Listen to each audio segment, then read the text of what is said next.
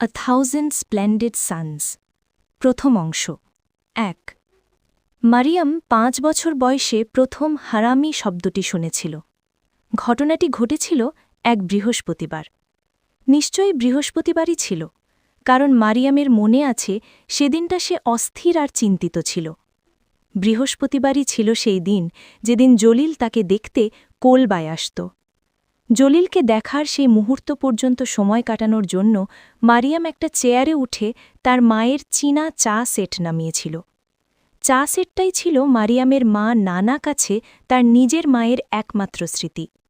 নানার মা মারা গিয়েছিলেন যখন নানা মাত্র ২ বছরের ছিল। তাই নানা খুব যত্ন করে এই নীল সাদা চীনামাটির চা সেটটি রাখত। চায়ের পাত্রের সুন্দর বাঁকানো মুখ, হাতে আঁকা ফিঞ্চ পাখি আর ক্রিসান্থেমাম ফুল, আর চিনির বাটিতে আঁকা ড্র্যাগন, যা নাকি অশুভ শক্তি দূরে রাখার জন্য। ঠিক এই শেষের জিনিসটি মারিয়ামের হাত থেকে পিছলে পড়ে গেল। সেটা কোলবার কাঠের মেঝেতে পড়ে ভেঙে টুকরো হয়ে গেল। যখন নানা ভাঙা বাটিটা দেখল, তার মুখ লাল হয়ে উঠল।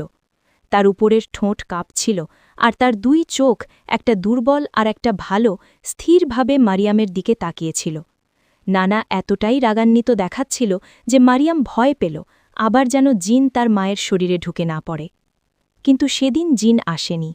তার বদলে নানা মারিয়ামের ২ হাত শক্ত করে ধরে তাকে কাছে টেনে নিল এবং দাঁত চেপে বলল, তুই একটা অসাবধান ছোট হারামি। আমি এত কষ্ট সহ্য করেছি, তারই ফল এটা। আমার উত্তরাধিকার জিনিস ভেঙে ফেলা অসাবধান ছোট হারামি। সেই সময় মারিয়াম বুঝতে পারেনি। সে জানত না হারামি শব্দটির মানে কি, অবৈধ সন্তান বা জারজ।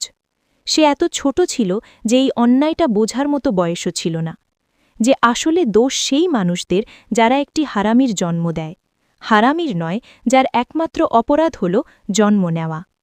তবে মারিয়াম বুঝেছিল, নানা যেভাবে শব্দটা বলেছিল তাতে এটা খুবই কুৎসিত কিছু ছিল, যেন একটা পোকা বা সেই তেলাপোকাগুলোর মতো, যেগুলোকে নানা সবসময় গালি দিত আর কোলবা থেকে ঝেঁটিয়ে বের করে দিত।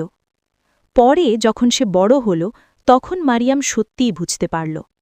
নানা যেভাবে শব্দটা বলত, শুধু বলা নয়, যেন তার দিকে থুথু ছুঁড়ে দেওয়ার মতো, তাতে শব্দটার যন্ত্রণা সে পুরোপুরি অনুভব করেছিল।